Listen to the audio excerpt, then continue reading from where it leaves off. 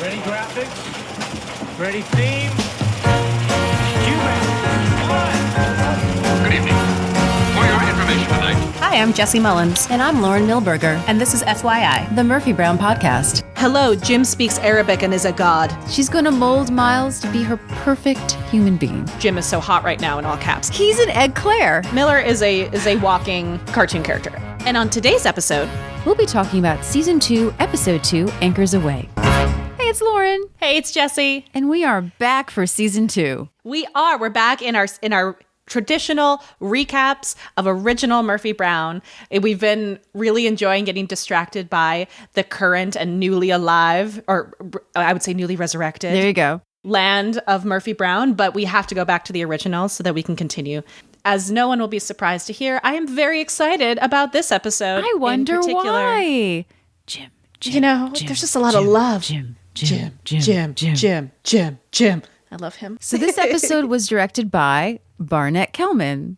It is written by Catherine Baker, who we talked about last season, is a freelance writer. So she was not in the room. It's to give them a bit of a break. It's interesting. It's the beginning of the season. Yeah. It aired September 25th, 1989. So the title, Anchors Aweigh, is a pun. Get it? Anchor away. When we say away, you probably can't tell which way we are spelling it. But the title is spelled A-W-A-Y, as in an anchor going away. That's what I was alluding to. Thank you, Jesse. Whereas it is a pun on anchors away, A-W-E-I-G-H, which it means to drop anchor, funny enough. So the same thing. I mean, yeah. But the first thing I thought of course, was the movie Anchors Aweigh with Frank Sinatra and Gene Kelly, 1945. I definitely thought of the march song because I was in marching band. Maybe you should speak of this because I did not know. It is the fight song of the United States Naval Academy and the march song of the United States Navy. It was composed in 1906 by Charles A. Zimmerman,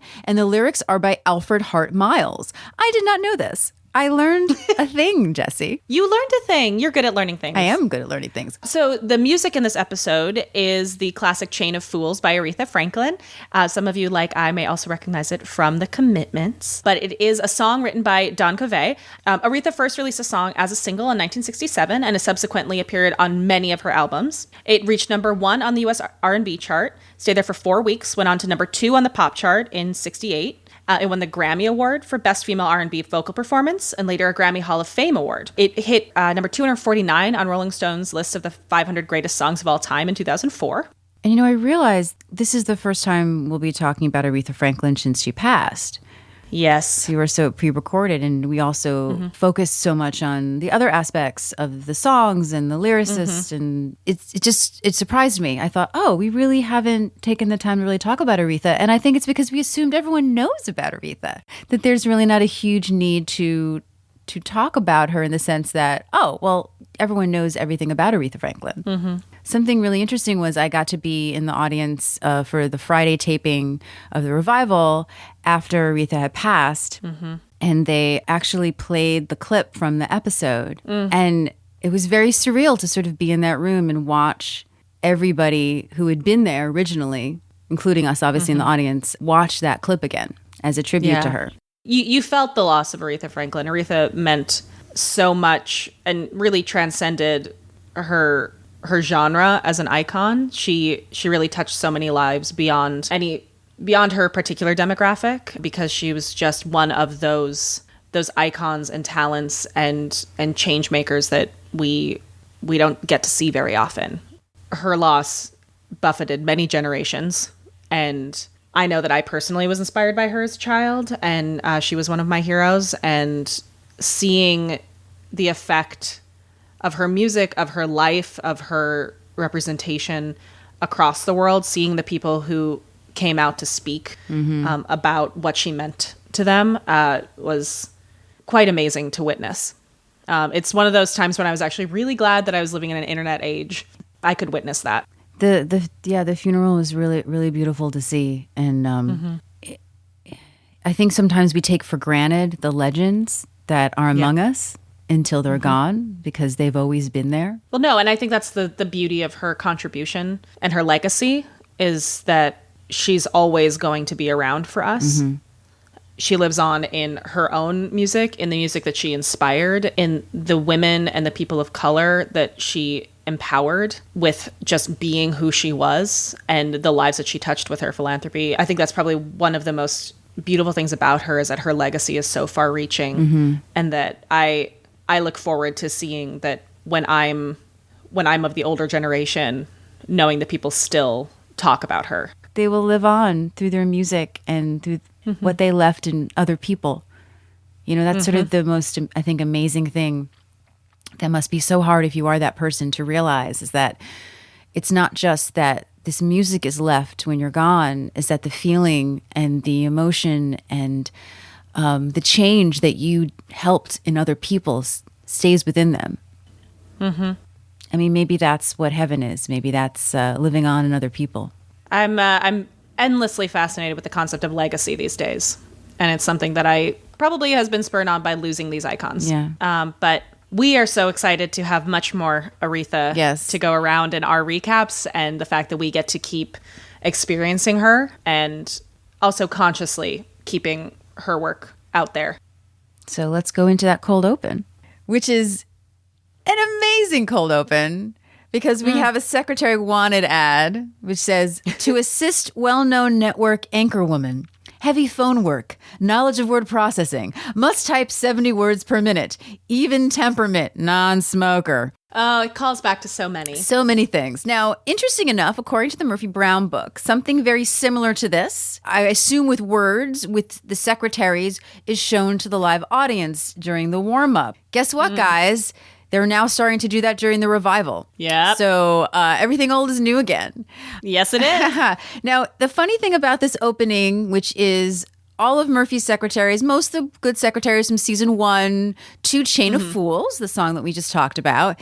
Which, aren't they a chain of fools? It is the best in terms of putting together music and inside jokes, you know, and our cold open montage, right? I love that we start with Robert. Of course. With our less than Robert, have- not the fully realized later Robert. No. But the crazy part is that for the longest time, I thought I made this opening up. Oh, because it was cut? It's cut from the first run syndication. Got it. So I am figuring out, doing this podcast and looking back, that I'm pretty sure, like 99.9% sure, that episode 9 was my first Murphy Brown. Oh. So I did not see the first 8 episodes of season 2 unless they were in syndication or they were rerun.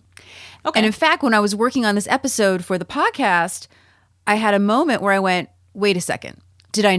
How did I see this episode then? Oh, it must have been rerun. And I went back to the sheet that I got, the schedule sheet. Yeah, it was rerun in the second half of 1990. Of course. So my memory is pretty damn good. It kind of cracks me up. I believe, Lauren, that you are at some point going to have to accept your super brain and its powers. Thank you very much. Pretty great. You're very my welcome. brain needs a cape. Yes, it does. I'll make you one. Oh, Well, quick, may I also ask, do we know if jobs list typing speed anymore? oh, I'm sure they don't. Because it's very funny for me to see that, because I remember considering my typing speed when I was probably in junior high, early high school. Like, that was still kind of spoken about.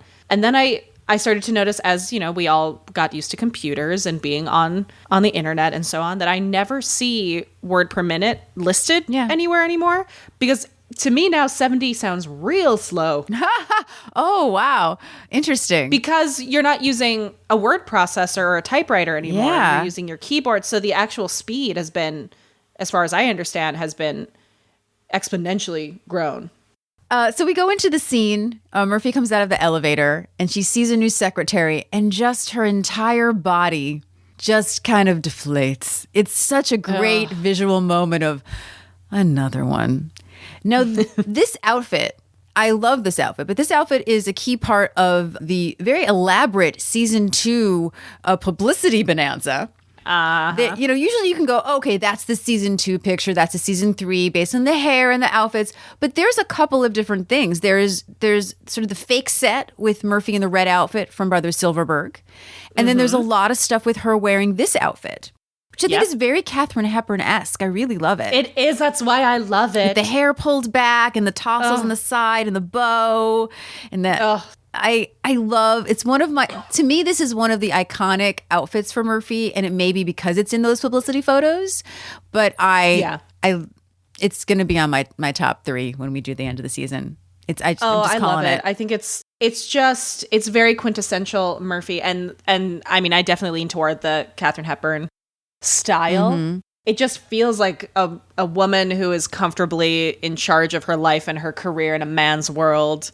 And I just can hear that slight drawl out of the corner of her mouth that I would hear from Hepburn. It makes me so happy. So Murphy's first words to her secretary is, let's cut this short. Have you ever been institutionalized? And it's the first time watching this, not to give away, I guess, what kind of secretary she is, that her voice already has a bit of a sex kitten thing going on. Didn't notice that before. You hear the future. Yes. So this secretary, like a lot of Murphy's bad secretaries at the beginning, seems great. She called and almost threatened someone to fix Murphy's broken typewriter. She adjusted the temperature in Murphy's She's office. awesome. Murphy is so impressed, she wants her to write her birthday on her desk calendar. Jim arrives. Morning, Murphy. He's got a bit of news. He's got a bit of news. Bit of news. Oh, nothing much. They go over to the coffee island. He brings over Corky and Frank, and he is so excited. You see the little pep in that controlled step. And I wrote, Jesse will now do the monologue. Excellent. You know me so well. So they ask, what is the news? And Jim says, oh, nothing much. I just wanted you all to know I'm going on assignment.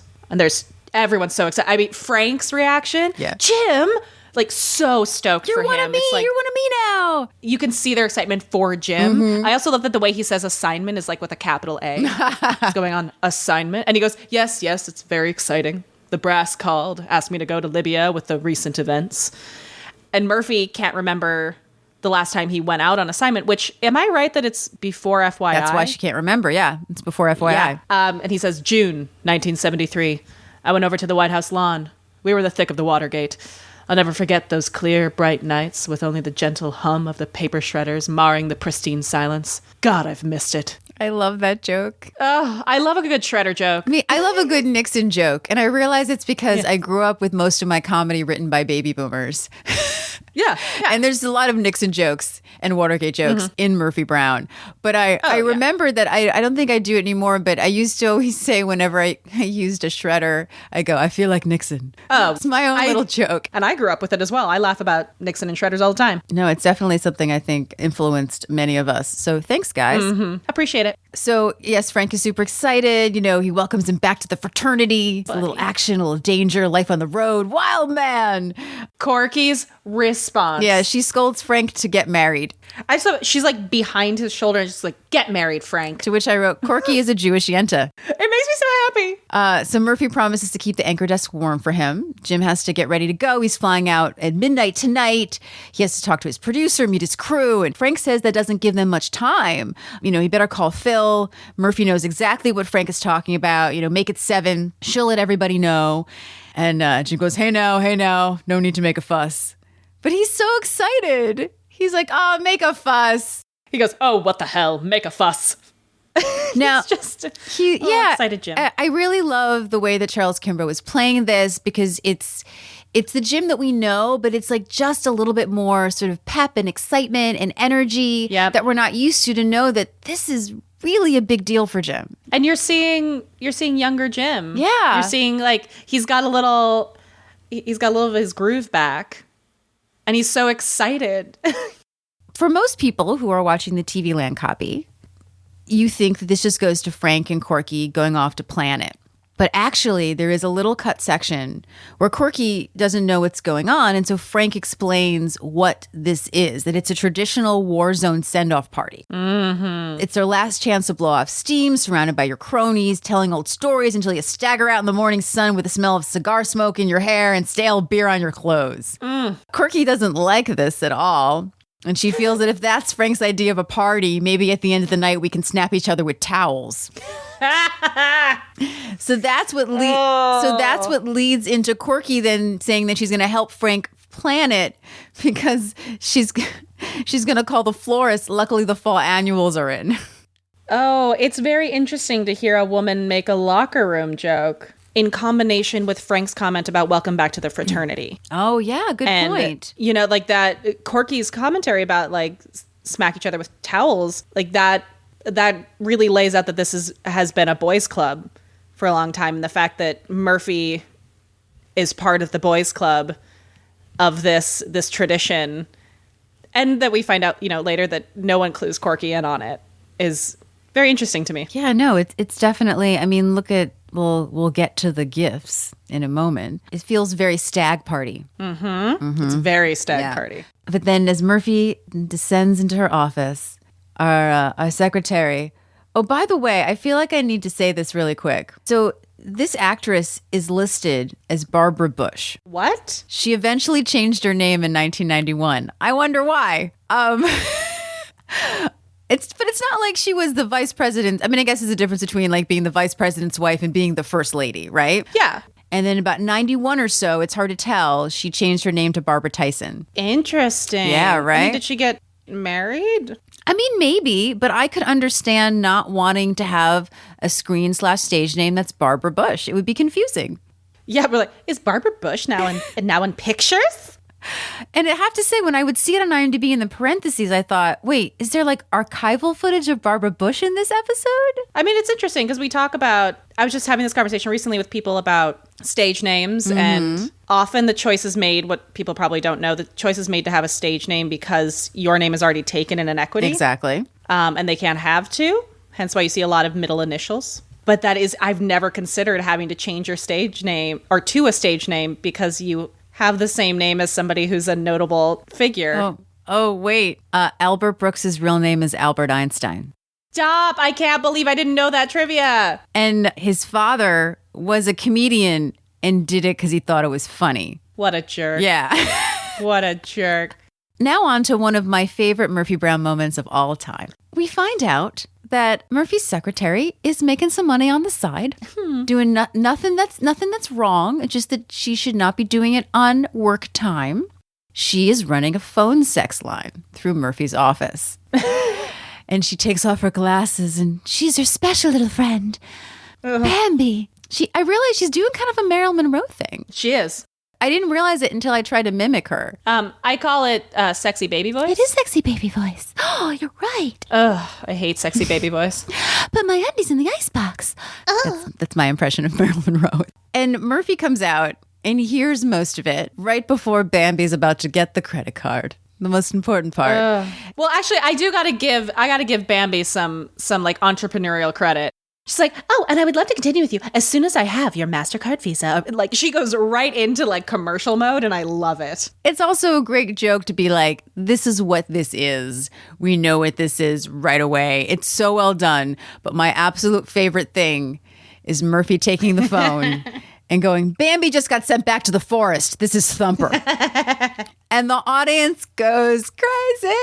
It's so good. It's so good. And it's such a great clip to just show like, this is Murphy Brown. And the fact that Thumper has two meanings also makes me super happy. I mean, Thumper's the better euphemism. Then something which is probably unlikely, but still cracks me up because it's funny, is Murphy gets convinced by the guy on the line to help him out. And he hasn't even paid yet. Here's the thing. He hasn't even actually paid yet. Yeah. No one owes him anything.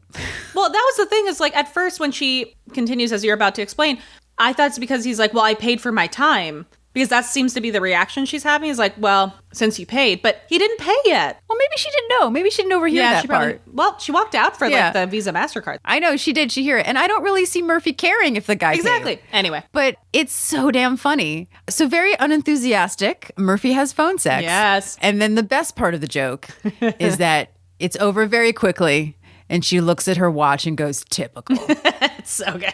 A joke I didn't get as a child. And you know what? Shouldn't have gotten as a child. And that's okay. You know what horrifies me is I think I got it as a child. Oh, no. There's a famous Hey, story progressive. of my family sitting around, and I'm about 3 or 4 years old, and my sister is starting to look uncomfortably because the show or movie or whatever the family was watching started to get steamy, and they started looking at each other like, maybe we should take Jesse out of the room for this. And apparently I turned around and asked my parents, are they going to have sex now? You were 3? I was like 3 or 4. Damn, girl. My people did not censor me enough, I think. That's funny because, I mean, I was pretty young when my mother had the sex talk to the point of which I don't remember how old Oh, I no was. one had a sex talk with me yet. I just was not kept from rated R movies. Oh, I get that. Well, I guess what I'm trying to say is that I thought I was pretty young is what I mean. Yeah. You know what I mean? Yeah, I know I got that you didn't need the talk, which is Parents pretty were like, great. Jesse. Jesse. No, my mother opened up my dad's sock drawer and pulled out condoms and then talked to us. Wow. Well, that's responsible. Yeah. Now, here's the thing. Murphy doesn't fire her. No, we don't see her get fired. I believe my headcanon is that Murphy recognizes that she is an asset and respects her entrepreneurial spirit in the sex industry. Listen, that's true. She really, really, really needs a good secretary. And this girl is good. So maybe she thought she'd work with it. Yeah, she lost highly competent Robert.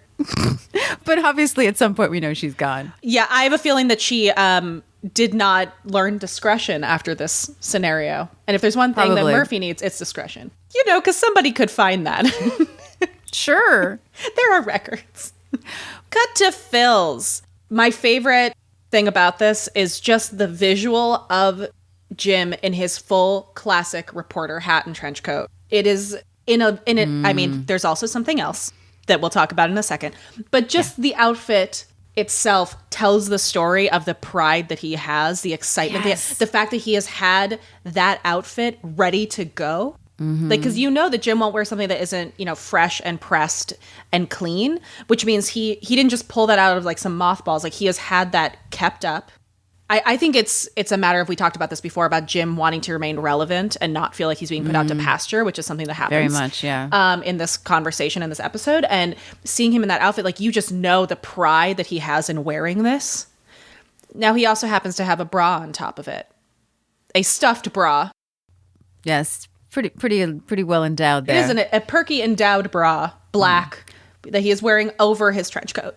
If you look up nostalgia in the Murphy Brown dictionary, there's a picture of Jim Dial. And I don't want to say he's someone who lives in the past, because that's terrible to say. He just reveres the past and history and his life. Yeah, well, and I think that it must be very difficult to be someone who is at the top of his game, who was as Frank calls him a little bit later, the man of the hour, and to watch that happening around you for other younger people. And I agree with you. It's not as much that he's living in the past as you hold on to those moments when you were relevant, and that's what you know. So he cherishes those memories and just wants them. I can definitely see a matter of wanting them to come back. You have something about this moment, right? So in the original episode, it does not cut into him wearing the bra. He opens the box and he sees what it is, and he goes, I think this is going to be my favorite. And we find out that this one's from Murphy. And she says, something to remember me by, Jim. So we lose the whole of who gave him the gift, which I think is important. I'm not going to lie. My brain had decided Murphy gave that to him. Interesting. Because Murphy is there, and Murphy's always the one to be not only an equal with the men, but sometimes to top them in their own stuff. Yeah. To prove that she belongs there. I also could see Frank not giving that gift because Frank is neurotic about not being a jerk. It makes me think about the fact that when I hang out with men and women and we're making jokes, usually the women are the ones who are the most crass and willing to be on the nose and make the men uncomfortable. So if there's going to be one where an actual bra came into the room where women were present, I believe the woman did it. Yeah, no, that's a good point. 2 points for Jesse. Boom, boom. 2 points for Diane English, let's be honest. Yeah. Among the other gifts, there are dried prunes. I want to know who gave that to Jim. There's also a blow-up doll. I really want to know who in the office gave that to Jim. Stag party. Yeah, it is a stag party. As he's talking and being very gracious and, adjusting his bra on himself, Corky leans over and says that she hopes Jim can find a use for her placemats when he gets back. No one told me. She got him place. She got a practical gift, guys. A practical She got him gift. classy gifts where, the perennials, had they been present, would have been appreciated. She was not given the stag party information, which I think is a jerk move from the group. Or maybe they thought that she got it. I don't think so. I don't think they thought. I just think they did not think of her. I mean, we'll talk about some of the really great looks that Frank and Murphy give themselves in her townhouse. She's not part of the gang yet. Exactly. There's a little bit of othering with Corky. I genuinely believe that either no one thought to include her or everyone kind of enjoyed the idea of what Corky might bring being on the outs with this. Yeah, it's hard to know. I like to think they just forgot to tell her. I'm going to call it, there's a bit of micro-bullying of Corky in this episode. It's not the really mean stuff that we saw in like Devil with a Blue Dress, but the looks that are given, the fact that she kind of has to fight to be included is a little it's definitely more well-intentioned than it had been previously in the beginning of season 1, but there is a bit of like, guys, you could have told her. Like, you could have told her. I don't mean to condemn all of them, but it stood out to me a little bit. The looks got a little bit much for me by the end. Well, it's great that she's gradually and realistically being welcomed into the group. I don't know if this feels a couple steps back for me. Oh, okay. But also gradual sometimes is steps forward, steps back. Yeah. That is gradual. But I do want to give her credit, as I often do, that she shows a lot of grace and gumption in the face of not being included. She stands up for herself and she continues to contribute, including later in the townhouse when I feel like Corky really shows up. So Frank asks the man of the hour to do a speech. And then we get my favorite thing of Jim. I wrote that Jim stands up in the most glorious way. He is composed and regal in his reporter look with a perky stuffed bra pointing the way forward. Like somehow he stands there with this regal, prim, proper composure while wearing the most ridiculous accessory. And you take him seriously and you love him so much for the fact that he can have this gravitas. He says that he's glad to have everyone in one place. He wants to tell them something he has always wanted to say. He's like gearing up for this beautiful speech about probably his life as a reporter and who they are to him and the teamwork. And of course, Miles bursts in at that moment. Yeah, I love that he's like, I want to tell you something that I've been wanting to tell. Yeah. He's so touched that Jim, who doesn't always share his emotions, is compelled to say something that he wouldn't normally have said. I mean, maybe he's had some drinks, who knows? But I think it's because he's so touched. And again, with like the way that Charlie Kimbrough handles this, the way he stands up, the way he speaks, like, this was going to be a really powerful moment. Yeah. From Jim. And of course, Miles ruins it by walking in with Miller Redfield, someone you're going to get to know very well, played by the wonderful Christopher Rich. Yes, Miller Redfield, welcome to the recurring crew of Murphy Brown. Nice to have you on board. Nice to see you, Miller. We'll talk again many times. Miller, he is a very handsome younger man with a certain air to him. Like, I can see that he is an anchor. Blonde, very affable looking. He's got the hair. Got that nice stance of confidence. He's from the affiliate in Hartford. And we find out from Miles, he says he hopes everyone will be very nice to him. He's getting his first network test because he will be filling in for Jim for 2 weeks. And there's some... are you about to say what I was going to say? The moment? Oh, sorry. Yeah, because I didn't notice this moment until rewatching it. Oh, it is. It's palpable. They all know. Everyone, you see this little intake of breath, and it's not a long pause. Like, they don't belabor it, but it's just long enough that everyone freezes. And the beautiful thing is that Jim is like class itself. I nearly cried the way he handles this, where That's so lovely. You see it, and Charlie Kimbrough, like, there's so much subtext happening, and the way that he is the first one to step forward and shake his hand. Of course, still wearing this cone bra that is pointing at Miller, but Jim is just a class act. And welcomes him and says, oh, he'll do fine. Miller does this thing, because he, of course, can't not notice the fake boobs hanging off of Jim, where he, like, as they release the handshake, he, like, puts his hand up on his lapel and kind of wipes it.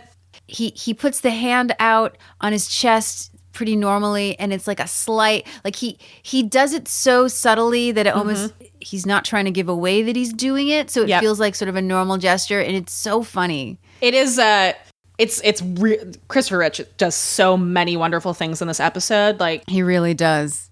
Well, you know, they say you got to be smart to play dumb. Exactly. And like, if you want a masterclass in how to fill space, watch the way that Christopher Rich handles every pause in like the second act of this episode.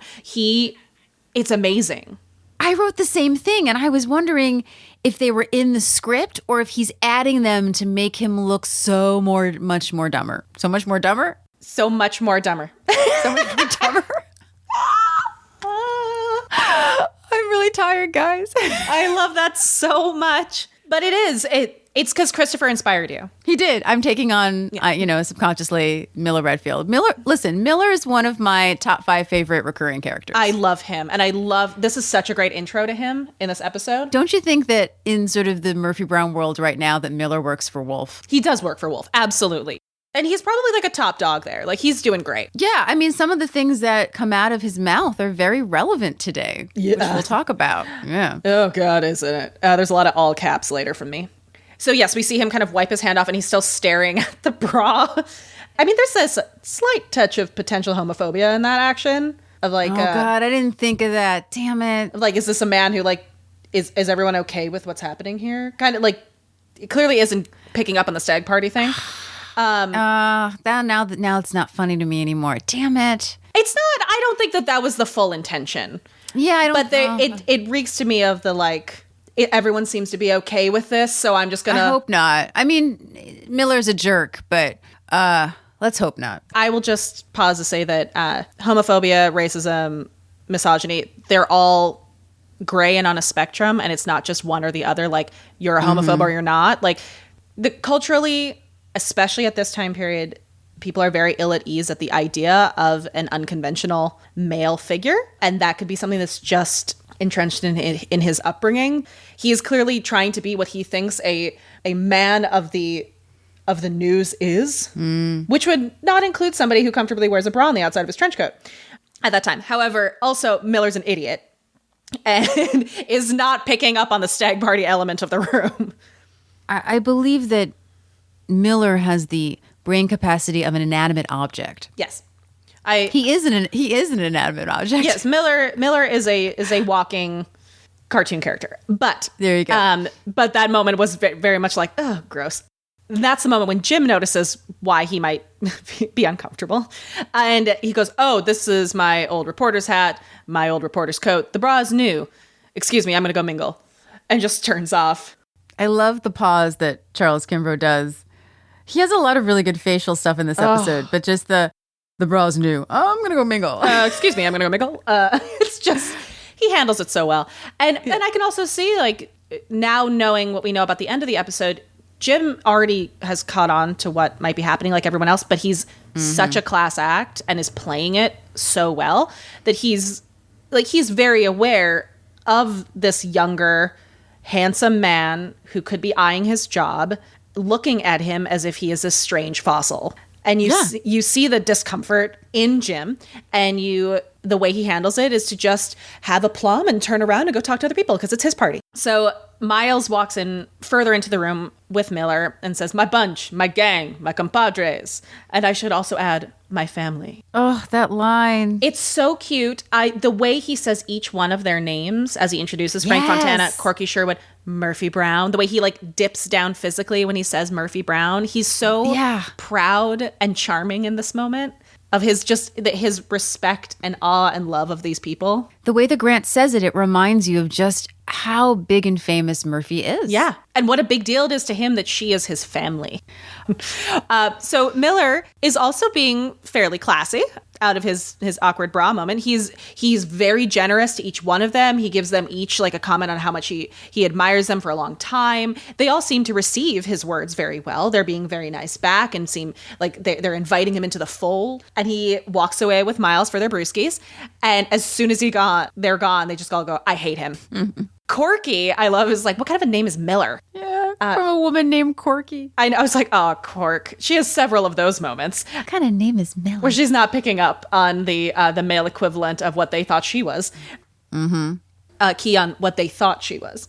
But Murphy says something smells funny here. Frank doesn't understand why they need someone to sub in for Jim. And with the comment of, what is this, The Tonight Show? And just to remind everybody, if you don't know, when Johnny Carson hosted The Tonight Show, there was a really big deal about there being a guest host. And eventually, the guest host, Jay Leno, became the host. Yep. Now, a lot of other famous people came in to be the guest because I'm sure they saw that as a potential stepping stone. And then famously, Joan Rivers was his guest host and was looking like she was going to maybe go to take over the show, but she got her own late night talk show and Johnny found out about it and he was not happy and it ruined their relationship, unfortunately. Yeah, it was rough. Yeah, so it was a big deal, not only to be the guest host, but a lot of drama over the years regarding that position. Murphy gets Miles alone at the bar and asks what's going on with this guy. Is his contract with Arrow shirts up? Which I forgot about Arrow shirts. I did too. Jesse, enlighten us. I don't know if I can do much enlightening, let's be honest. Well, what you told me before we started recording was more than I knew. Sure. So Arrow shirts were actually originated with like Arrow collars, which were like detachable collared shirts way back in the day. But they are a part of the larger Philips Van Huysen, that shirt. Philips Van Huysen Corporation. And like I knew Van Huysen from like that's like the nicer shirt that people could afford when I was in college. Well, here's what's interesting. So Arrow shirts are, you know, a punchline about a certain type of shirt, and way back in like I want to say the 20s, detachable collars and all that kind of stuff. But interesting. More interesting to me was the fact that the Philips Van Huysen Corporation owns all of these brands: Van Huysen, Jeffrey Bean, True & Co., Olga, Warner's, Arrow, Izod, Calvin Klein, and Tommy Hilfiger. Oh. They also license brands like BCBG Max Maria, Chaps, Sean John, Kenneth Cole New York, Joe, Michael Kors, and Speedo. Oh, goodness. This is a massive company that has so many little things underneath it. I was like, I'm going to fall down a rabbit hole. But I found that very interesting that Arrow shirts, that she turns into kind of a joke about the type of model that they might have, is actually part of this huge umbrella corporation that's been around for 137 years. Wow, interesting. So Miles's response makes me so happy because he turns into like a father figure for a second. And he just goes, oh, I forgot. And he looks at her and goes, you just hate making new little friends, don't you? And I love how he says new little friends. Murphy ignores him and then does this lovely mini speech saying, Miles, let me lay this out for you. Jim is sent on assignment for the first time since the Shangri-Las were off the charts. A substitute anchor is brought in for the first time ever. I think the network is playing musical chairs and Jim's going to lose. I love that you also wrote this down because I think that most people would maybe bypass it as just, it's not necessarily hugely important, but this really stands out to me because there's a rhythm in this little paragraph that is so well written that just is music, which is what a lot of dialogue that, may I say, sings.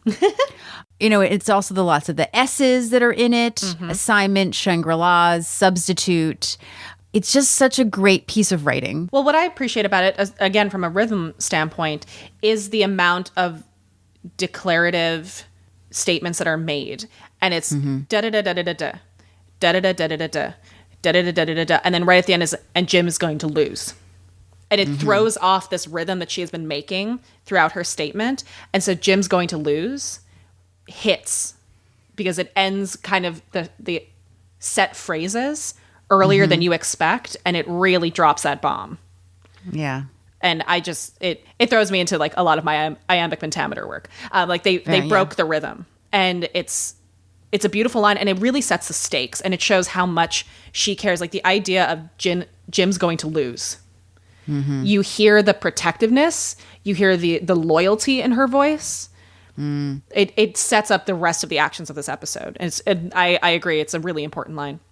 This whole episode, even down to the way that Murphy looks at Jim with this admiration and love, and you see it in the revival as well. And she reveres Jim as a friend and as a colleague, and she's not going to stand by and let this happen. The loyalty that she has for Jim, it's the loyalty that stems from the guy who drove her to Betty Ford. Yeah, definitely. It is family. It is like she will do whatever it takes to protect this man. It's really beautiful. I love it. I love their love of Jim so much in this episode. And I almost cried several times because of their actions and how they stood up for him when he wasn't even there. Yeah. Miles says, no, it's just a network test. There's no way they would do something without his input, or that would mean he would be out of the loop, and kind of trails off. And Murphy just goes, you're out of the loop, but you could still grow up to be vice president. Ding. Ding. So Murphy says she's going off to finish digging and leaves Miles with a classic Grant Shaw read of, oh God, I'm out of the loop. As she comes back to the gang, she finds Miller and offers to, take him out for dinner. He actually cuts her off and says he would have to rain check because he has to go look for a place. And you see Murphy get excited at this because she goes, oh, they didn't put you up in a hotel? And he goes, oh, yes, they did, but it's really only temporary. And what I love, he goes, and oh, whoa, in this very good old boy read, he goes, whoa, a realtor's picking him up in 15 minutes because they want him to start looking for a house in Washington, which doesn't bode well for our Jim. But I want to give Christopher Rich kudos for the way he says that, because the way he just kind of looks at it and goes, oh, whoa. It's just, he's like a golden retriever. Yeah. We cut to the FYI set. Yeah, and Miller is on set. Looks like they've just come out of a commercial. And then Frank comes over, talks about how there's so many suits, he thinks someone's going to sell him a policy. Next week, Frank will be at the Laugh Factory. I love me some Frank dad jokes, man. Love it. And Miller, extremely condescendingly, tells Frank that he shouldn't let them bother him. He has to get used to them. Condescending is Miller for this entire scene. Oh, yes. Oh, from the body language to the words. He went from kind of like, hey, guys, let's go down the lake and go fishing. Like he was in, the Andy Griffith show. Yeah. To I got power here. So I don't know if that was just him putting on like a fake, well, when I was saying all of Miller is fake, I'm meeting you for the first time kind of a thing. Or like during the week, the suits really sort of puffed up his ego. No, I think they puffed up his ego. But I also think it has something to do with what I was talking about earlier about implicit misogyny that he has. Yes, and he does. and a certain entrenched toxic masculinity that exists in him, that you can be an idiot and also be a pompous windbag. Oh my God, he's so working for Wolf. Exactly. Because they love him. They tell him how handsome he is and how smart he is. All he needs is for someone to tell him he's smart for him to believe it. He doesn't actually have to educate himself. It's like, oh, no. You can be a jerk and also be an idiot. And that is what Miller is today. So Miller has come up with some ideas on note cards for him and Murphy to do some witty repartee. As Frank is hearing this, he's slowly walking away, giving that great look to Murphy that we love, that like friend, like, oh, this is going to be good. You don't know my best friend. This is going to be fun to watch. I can't wait to see this. Good luck, kid. I am living for the looks between Murphy and Frank this entire episode. It is such great friend talk. It is. Murphy's answer is one of my favorite answers I think Murphy's ever given. You're kidding. Just the layers of that. It's so genuine. It's so honest. I don't do this. How dare you do this? You don't know me. Aren't you cute? He feels that the show needs some loosening up. The audience loves spontaneous banter. Miller, there's something you should know, including the definition of spontaneous. I don't banter. It's not in my nature. It wouldn't be pleasant for any of us. Murphy knows herself. That's my favorite. She's like, I'm just going to do what's best for everyone and nope this right here. And then Miller does one of his classic, I don't know what the hell I'm saying lines. Oh my gosh. I know it's hard to teach the proverbial dog the proverbial new trick. And it's great also because the way that Murphy looks at him is you're an idiot. Also, you just called me an old dog. Exactly. Which you might think, oh, maybe he's just a real idiot and doesn't realize what he's saying. But he does realize what he's saying because he goes into, it's a whole new world out there. And we don't just have to inform, we have to entertain. Ooh. He's at Wolf. He's so working at Wolf right now. He's at Wolf. It's just so amazing. I mean, I know, obviously we had the episode when the Jerry Gold show was number one. This is a topic that is coming on into the end of the 20th century and has now sort of capped itself in the 21st century. It's all leading up to where we are right now. But it's just so amazing to hear it, that this was a subject that Murphy Brown was very much interested in and wanted to deal with. Because that's really what this episode is about, is that Miller has brought in to entertain, But what they're forgetting is he has no substance. And then eventually the gang lets that show through. Well, the thing that really gets me with this, like, we've talked about how the show is still relevant. We've talked about how, much like The West Wing, like many of these topics that they talked about then are still relevant now. Yeah. Why we want people to be able to access the rest of the seasons. But this is the first one that really kind of took me by surprise. And Me too. Depressed me. It is depressing to me how long this conversation has been happening. Yes. That how freaking relevant this particular scene is. He has more to say and then he does something. Yes. Really triggers me. But just the idea of, and like what has now morphed into the concept of fake news and what is being financed and elevated within our news cycles. And this part really depressed me. Yeah, I mean, people say things, oh, what have we become? And this has been a gradual buildup. This didn't all just come out of nowhere. Nope. This is not a new thing. This is a byproduct of the lifestyle and the consumption of entertainment that has been going on for decades. And maybe it was so gradual that people didn't realize it, but it's all led up to the moment where we are in history, which is very sad and depressing because, you know, I've had discussions with family members about, oh, well, it all worked out. We were fine. Well, in the moment, I know you didn't know it was going to be fine, which I've also had that discussion with, but it worked out because people worked hard. And it worked out because people became aware of what was happening and they strived against it. They didn't just sit around and wait for it to get better. Well, that's I agree with you. What it made me think of is my frustration with people saying, just take a breath. The pendulum always swings the other way back. But the point is as the pendulum swings back because people stop its trajectory, stop it from swinging and force it to go back. And the idea of just sitting back and waiting for it to resolve itself is not how it resolves itself. So I am with you. It's very frustrating. It's very frustrating. It's very frustrating. And recently, I have to say, I had to take a break this weekend. We're recording this October 28th, and I had to take a break from a lot of the news. Yeah. Which is very hard for me because it makes me feel guilty that I'm not being informed because I know so many people and know of so many people, so personally and just, you know, of the thick of it, the they who don't, either whether they choose not to or they just can't deal with it and so tune everything out. And it makes me feel guilty that I don't do it. But I know a friend of mine said that it's self-care.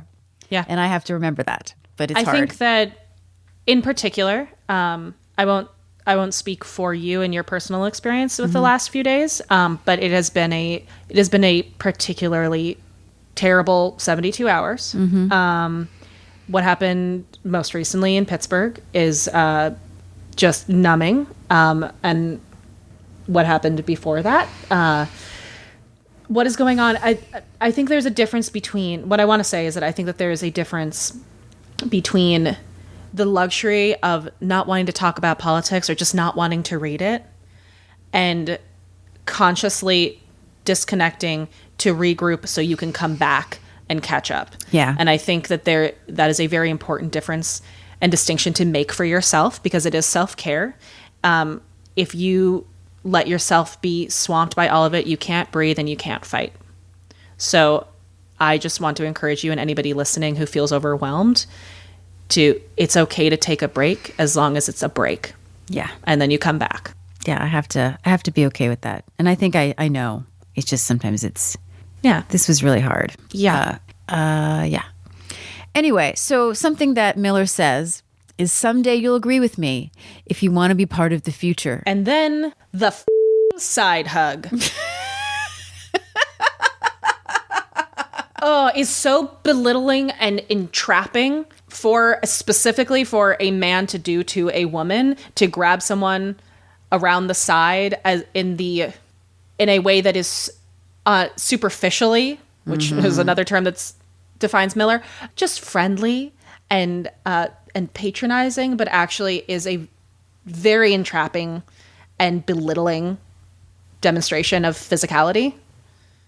As somebody who not too long ago had someone jokingly pull me into a side hug and then not let me go. It is, especially when you do not ask for it, and it is connected to words like this that have dismissed and belittled you. That moment made me so angry. And you see it on her face that she is not having it. Yeah, no, it's what's great about it is that that's what sets her off, because while they're talking, she's kind of looking off to the side. Murphy is being a good little girl, so to speak, and not, you can tell that it's bugging her, but it's the side hug and several mentions to the fact that she is in the past and she's old. Oh no, we are done here. Yes, we are so done. But unfortunately, Murphy doesn't get to go into one of her famous Murphy monologues and rip Miller's head off because they're back from commercial soon and they have to get ready. Whee! So Murphy sits down in her seat. She's going to be interviewing Jim in front of the biggest ass TV that we've ever seen. Hello, 1989. Whew. And Miller gets behind the desk. They come back. He introduces himself again, I guess, to remind people in case they've just tuned in. Who the hell is this guy? Where's Jim? And what I love is that he still thinks he's going to do banter with her. Oh, he is committing. So when he, sends the report to Murphy, he tries to start the banter and she just ignores him and just goes right into the segment. She completely shuts him down in the best way. It's great. Now, there's something about this scene a little bit that makes me a little bit uncomfortable is the laughing. And there's another moment later on in the series where this happens with something else, and I don't want to say, I don't remember the name of the episode, where it's a cultural thing that you're like, why are you laughing, audience? And I guess this was funny back then, but yeah. So in the background, because Jim is in Libya, you have people speaking Arabic, and people start laughing, and it made me very uncomfortable. So I have a question about that. Okay, because that was my first reaction. I genuinely wrote, what is this laughter? I'm confused. And I was genuinely like, am I missing something that's happening? I tried to reason it as they were laughing at the particular protester who seems to be dancing and looks kind of silly, but I can't actually stick to that attempt to reason it. Yeah. It feels like it's the language, and that really bothers me. I do want to say that I did then write in all caps, hello, Jim speaks Arabic and is a god. Well, so at least Jim takes them seriously. This scene is actually one of the rare location. Particularly, I remember it because it is in the Murphy Brown book. Yes. There's pictures of everyone. They actually filmed it on the Warner Brothers lot. Diane is there, and Joel, and Steve, and the entire writing staff. But the thing that I remember as a kid, Diane was wearing a Murphy Brown gray sweater. So that when I got the Warner Brothers catalog and I had a choice, my mom said that I could pick a sweater or a t-shirt. I picked the sweater. You got it. Because Diane was wearing it in the picture. Exactly. And I had sort of forgotten that until I was looking through the book, and I was like, oh, when I was 13, that's why I bought that sweater. It's really nice. It's like a sweatshirt sweater. It says Murphy Brown on it. Anyway, and actually, if anyone follows Russ Woody on Twitter, there's a picture of him and Charles Kimbrough and the entire background actors as his like banner picture is sort of a funny, like, we've kidnapped them kind of a thing. So you guys should go check that out. It's from this episode. So I also want to address one of the reasons why I am uncomfortable with the laughter in this moment that's not necessarily a punchline is that the severity of Jim being in Libya at this time period is quite pronounced. The conflicts in Libya and the surrounding regions are very complex and layered, and not something that I necessarily want to speak as an authority on. But needless to say, this time period under Muammar Gaddafi was fraught with danger. And 3 years prior, in 1986, was the United States bombing of Libya under the codename Operation El Dorado Canyon. And this was airstrikes by the U.S. The attack was carried out by the Air Force, the Navy, the Marine Corps, in retaliation to the 1986, the West Berlin discotheque bombing. So there were 40 reported casualties in Libya. One U.S. plane was shot down. One of the things that happened within that was that one of the Libyan dead was a baby girl who is reported to be Gaddafi's daughter. There are doubts to whether she was really killed, whether she really existed. There are also military intelligence reports citing that Gaddafi fled the location, leaving his family members behind when the missiles were inbound. Long story short, the U.S.-Libyan relations were very tense, and this is a very dangerous assignment. This is a big deal that he is there. The fact that there's like laughter going into it makes me really uncomfortable because it's really undermining what is potentially happening. We see in a minute, not to jump ahead in your recap, but they put an actual gun to Jim's head. Like, this is not funny.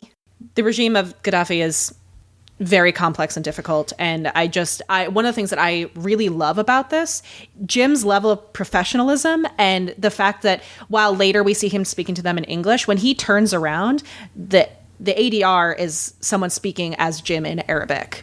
So you see the man who actually is a true tested field reporter who I missed that. Yeah, he turns around and speaks with them and then turns back around. Jim. And translate. Like, Jim is so hot. Jim is like a legit field reporter in the thick of it. So as Jim's reporting, these armed guards come up behind him wearing very similar, if you know a lot about Gaddafi's regime, you would recognize these outfits. Big guns in Arabic demanding that they turn off the cameras. And Jim is like, no. And he's saying, okay, right now I've had just about enough of these shenanigans. It's so good. And he's speaking like a dad at one point. He's like, you're going to allow me to wrap it up and then we will turn off the camera. Like, it is so... yes. And funny. It's amazing. And it's hilarious because, like, Jim will not be stopped and shenanigans will not be tolerated. And Frank is riveted. I mean, everybody Frank is, but Frank is just, this is good TV. Well, but also the way Frank is watching this really sells how serious it is. Yeah. Frank is looking as an investigative reporter who understands, like, he is like clued in to everything that's happening in a legitimate way, not in a comedic way. No. This is a very serious scene, and which is what's great because then it contrasts of what a buffoon Miller is. So Jim lets everyone know that Gaddafi is obviously still in power, sends it back to them, and Miller, in the most pompous, presentational, fake way, having no clue of the severity of what's happening. And so it's such a great contrast. It's just, you be safe out there. Okay. Thanks for joining. Like, it's like, oh my God, you are a horrible human being, Miller. You are a vacuous. There is a gun. Yes. I mean, let's just take out the fact that, okay, he doesn't have an emotional connection to Jim. This is a human being. Yes. It's like Miller Redfield is filled with whipped cream. Yes. I support this. He's an eclair. Although I do think, I just feel like that's such an insult to eclairs.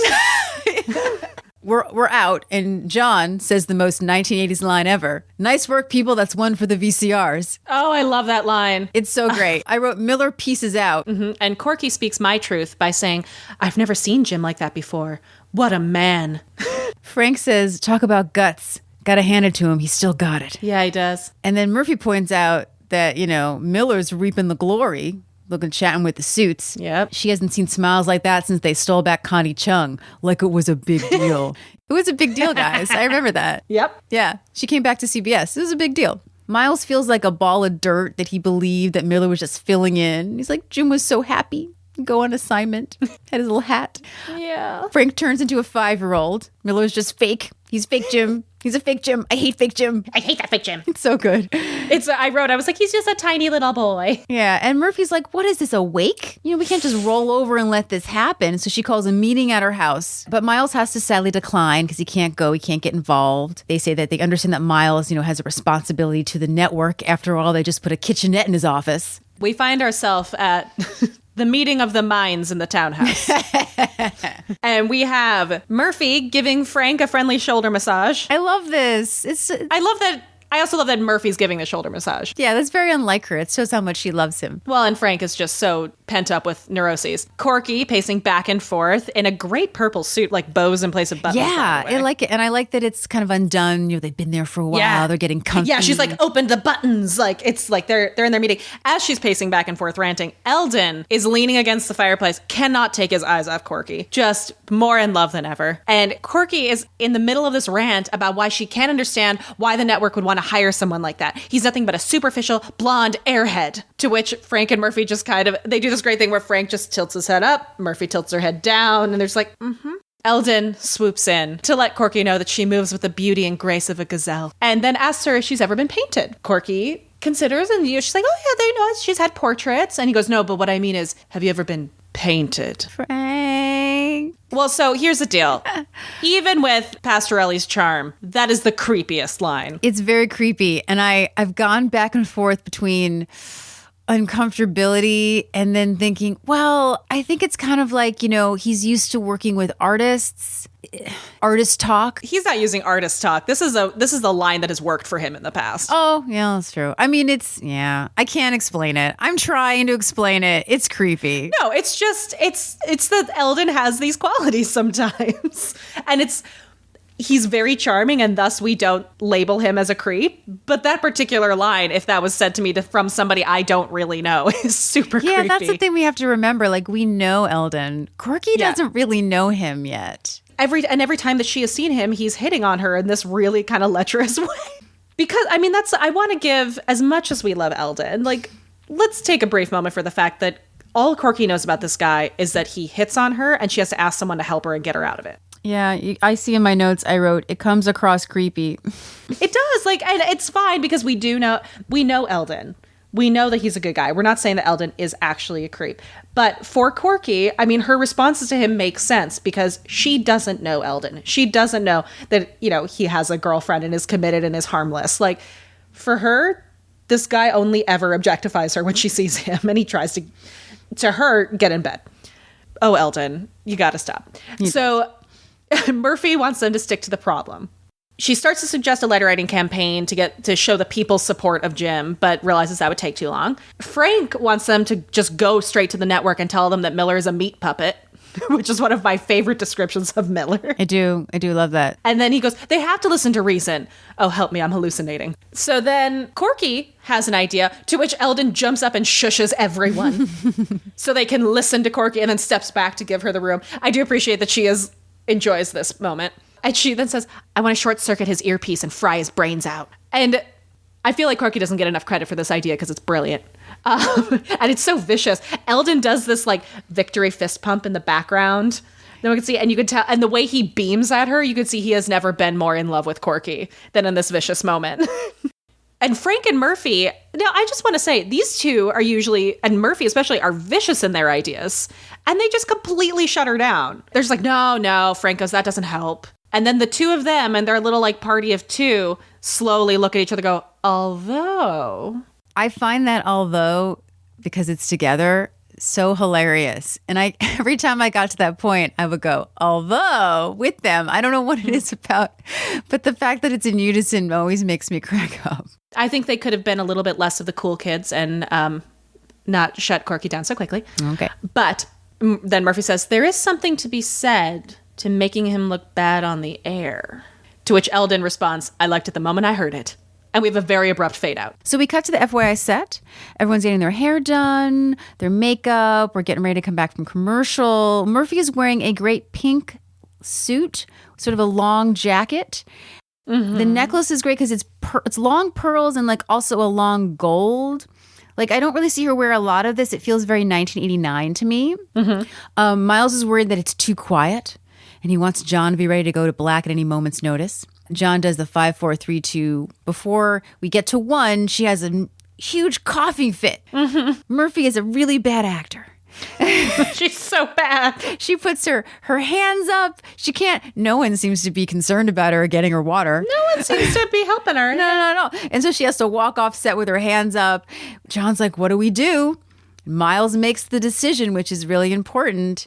Cut to Miller. They move the TV so that Miller can see it. And Miller tries to interview Jim. Spoiler, it doesn't go well. It doesn't go well. So something also that on rewatch that got my attention, I think that Jim is purposely also making him look bad. Oh, I think so too. Yeah. Again, because we know that Jim is aware of what's going on. I think Jim makes it difficult for him. He makes it very difficult. Cleverly. Yeah, and he corrects him. So he makes it obvious that this guy doesn't know what he's doing. Every time Miller doesn't know what's happening, Jim corrects him and sort of puts words in his mouth, so to speak. And I think as a kid, when I watched it, I saw that Jim was just fixing it. Like he's just being the good reporter.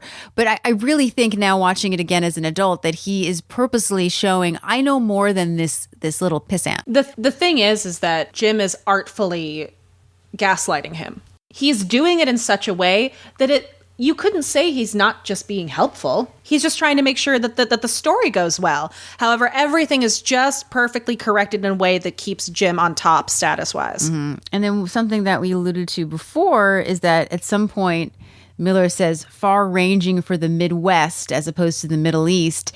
Miller used to be a weather guy.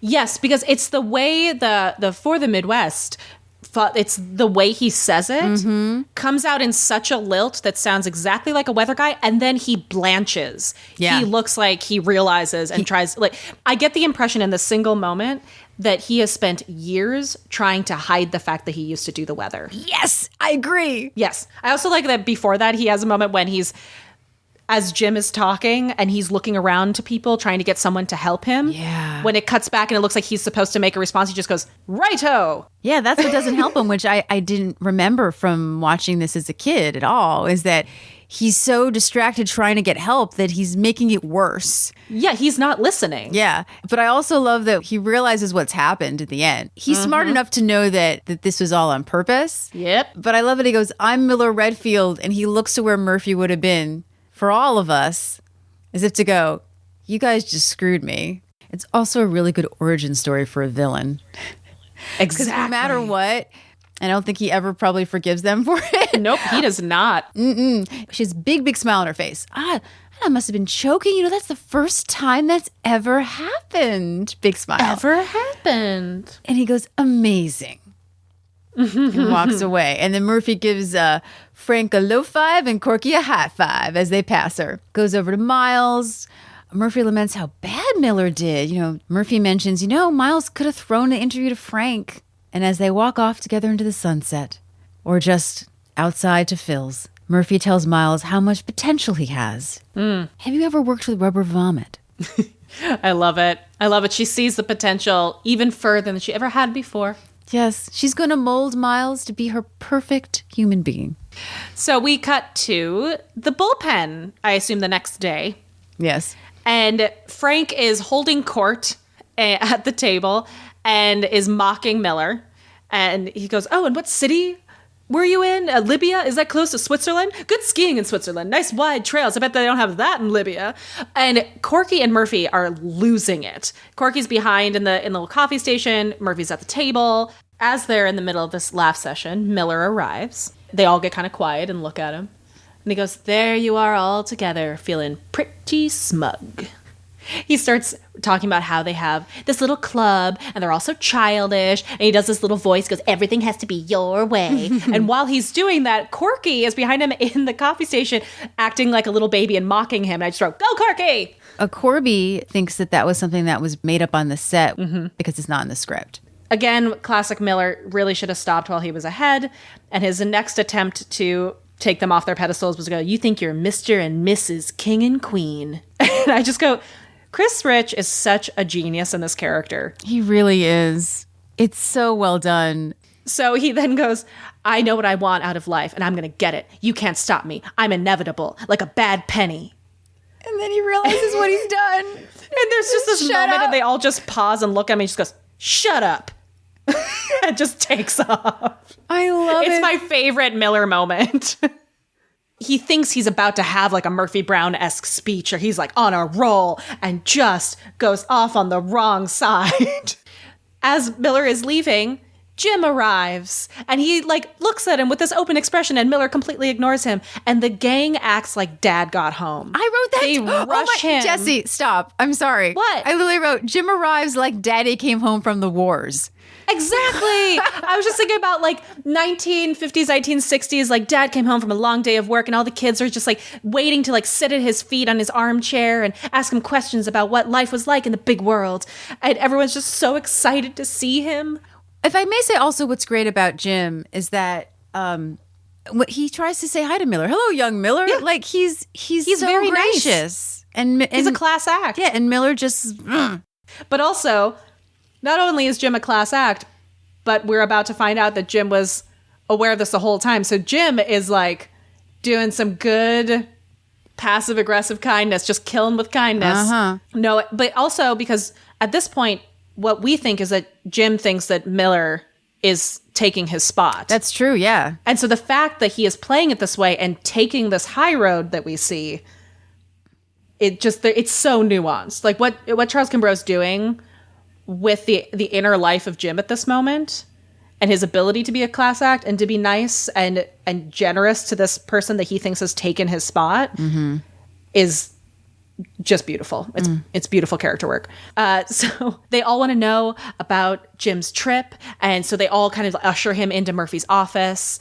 I appreciate in the long run of this scene that Jim goes from sitting in her guest chair to standing behind her desk. Like, it's like Jim gets his groove back and ends up behind a desk again. They all want to know about his trip. And Jim says that it was stimulating, actually, more than I thought it would be. And he starts to speak about how he had a very long flight back and it gave him a lot of time on the plane to think. And Judas, I never thought I'd be saying this. And he hopes that they can all understand, but that it's time for a change. And you see everyone kind of freeze a little bit. And he says that he's putting in for foreign correspondency on a permanent basis. I'm leaving, FYI. And this is another moment in this episode where everything's quiet for a second. Yeah, I wrote so quiet. I just wrote, owie. And Murphy says, Jim, I don't know what to say. We started the show together. We've been together 12 years. It would seem really strange without you. Frank jumps in with, are you sure about it? Have you thought it out? Jim says, yeah, he thought about it after Libya. The juices are flowing. The sap is rising. I love Jimisms. And he says, I say let some other poor soul be the desk jockey. And he goes, you all understand, don't you? And Corky, once again, speaking my mind this episode, stands up, stamps her foot, and just yells, no! And my favorite is Murphy's reaction, which is no one flinches. And Murphy just goes, what Corky's trying to say, Jim? If this is what you want to do, we will all stand behind you. And then Corky screams no and stamps again. I love that everyone in this episode, for the most part, gets a child moment. They do. And what I think it does is it really solidifies this idea of Jim as office dad.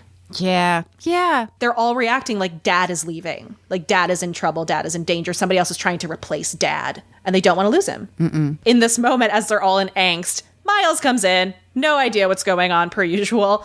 With a big, Jimbo, what did you bring me? Only kidding. Murphy drops the bomb that Jim says he's leaving the show. Jim, in kind of dad mode, he's like, I don't want you to feel like I'm abandoning you. You know, why not use Miller? He made some mistakes, but if you give him time and he gets them under his belt. Miles reveals that the network won't be letting that happen. They think he's too green. So they're sending him to South Yemen.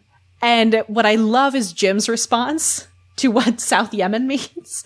He does this thing where he dramatically kind of turns his head to audience and goes, South Yemen. And does this, oh. It's so good. You know what a sentence this was.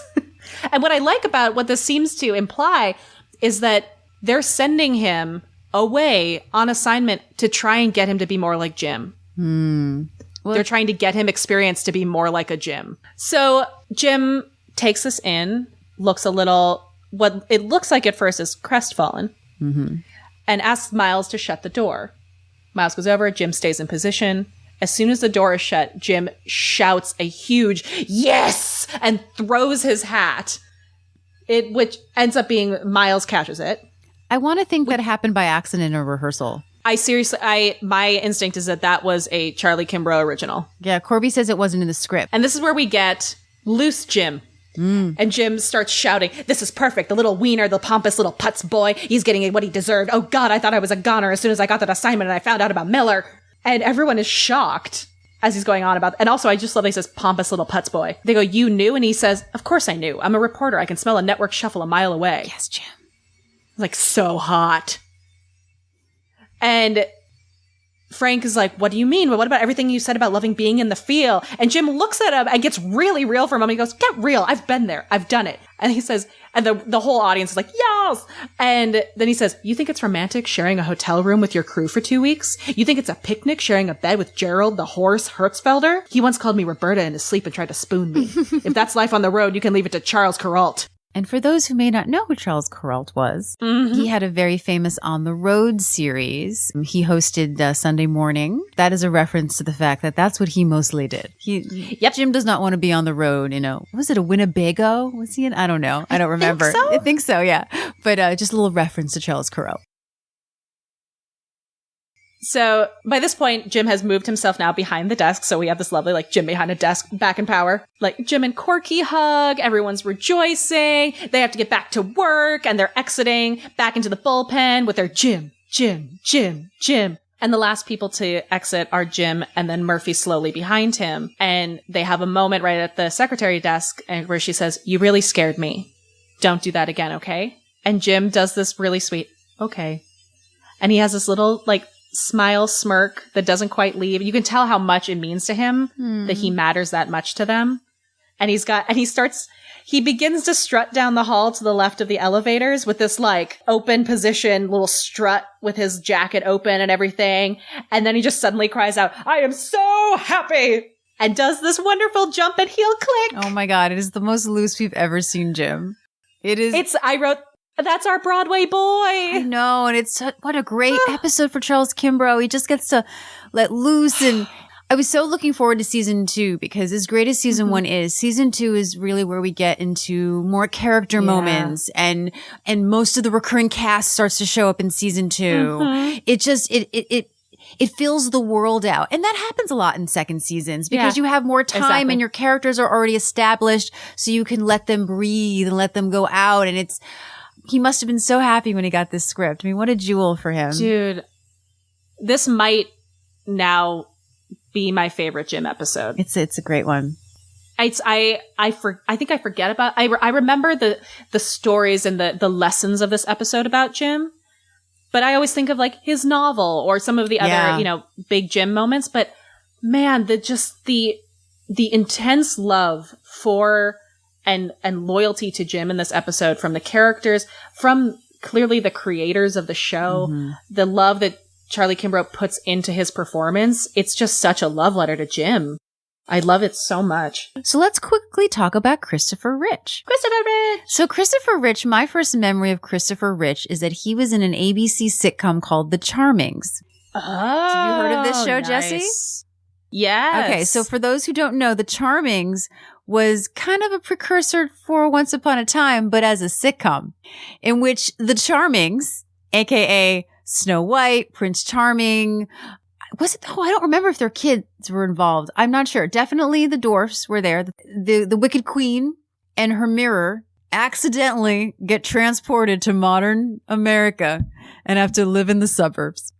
I was obsessed with Snow White as a child before Murphy Brown, very young child, because of my porcelain skin and my dark hair, because I thought again, representation, guys.